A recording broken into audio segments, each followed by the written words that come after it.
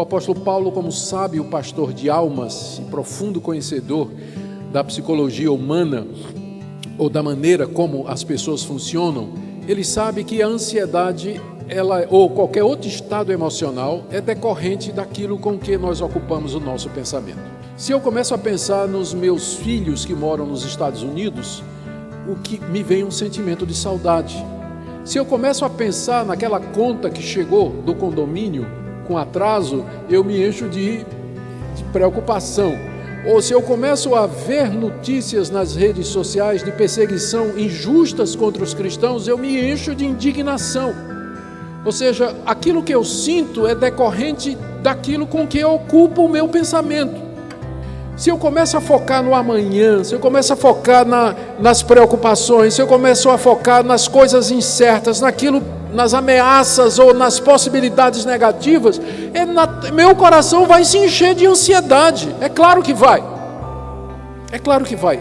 E aqui não se trata de pensamento positivo, longe da ideia do pensamento positivo. Pensar em coisas boas para você se sentir bem. Não, mas essa é uma lei da nossa natureza humana. Deus nos criou assim.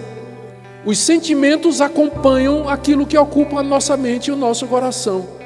Por isso que o apóstolo Paulo diz aqui, irmãos, ocupe o seu pensamento com o que é verdadeiro, nada de fake news, tudo que é respeitável, tudo que é justo, tudo que é puro, tudo que é amável, tudo que é de boa fama, se alguma virtude há e se algum louvor existe, seja isso que ocupe o vosso pensamento. Agora, se você passa o dia todo nas redes sociais, Twitter, Instagram, Facebook, no YouTube, escutando todo tipo de previsão, profecia apocalíptica, aterrorizante, terrorista sobre o fim do mundo, que vai acontecer ou tudo mais, não é que a gente negue a realidade, por exemplo, da crise que a gente está passando, dos números que estão aí, nós não estamos negando isso, mas a realidade não é só isso.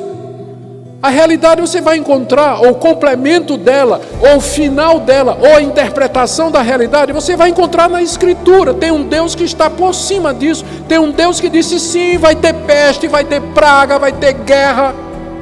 Tem um Deus que disse que isso tudo ia acontecer.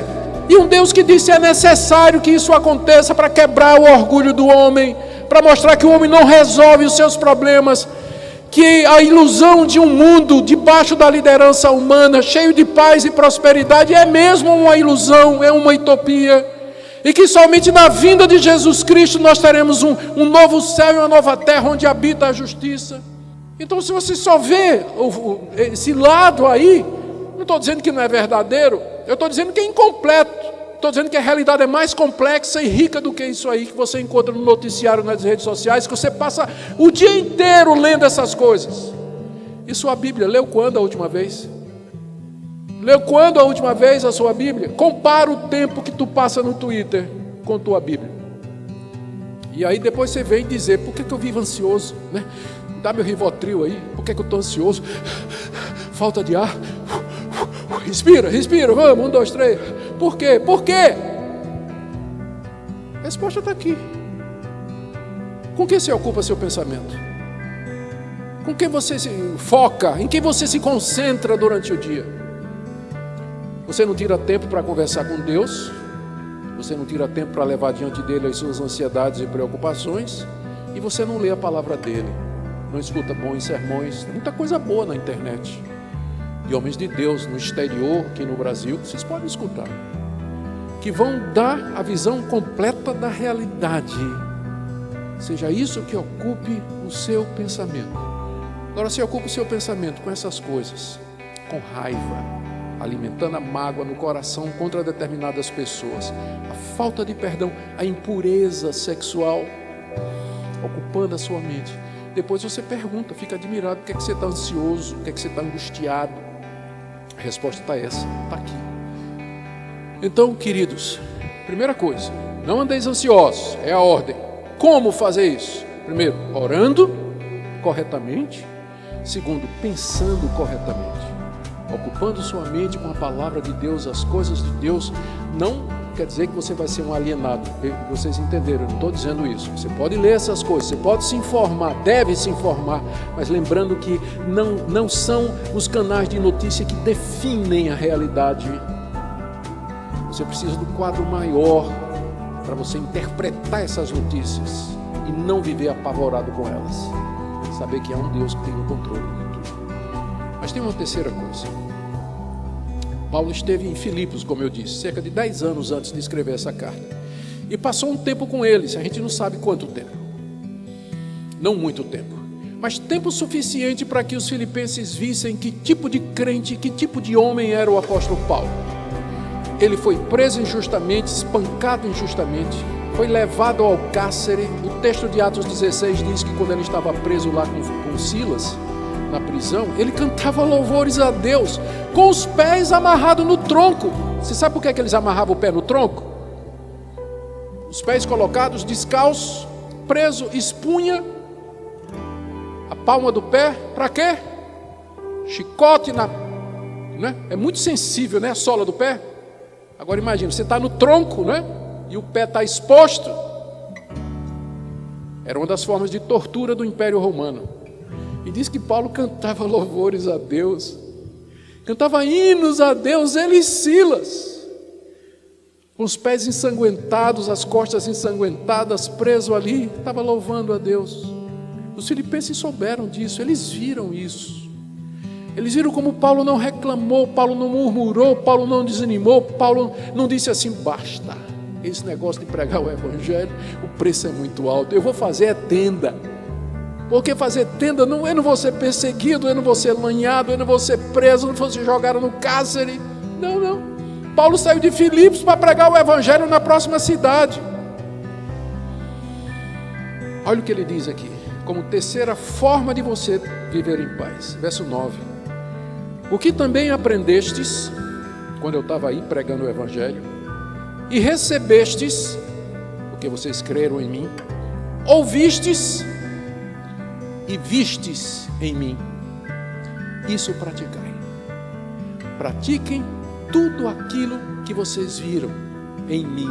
Eu dei a vocês o exemplo de como servir a Deus no meio do sofrimento, sem desanimar, sem reclamar, sem desistir, sem atribuir a Deus falta nenhuma, com regozijo no coração. O que vocês viram, ouviram, aprenderam, viram em mim, pratiquem isso. Ou seja, Paulo não somente fica dando lições teóricas, ele se apresenta como a encarnação da verdade ou das instruções que ele está dando.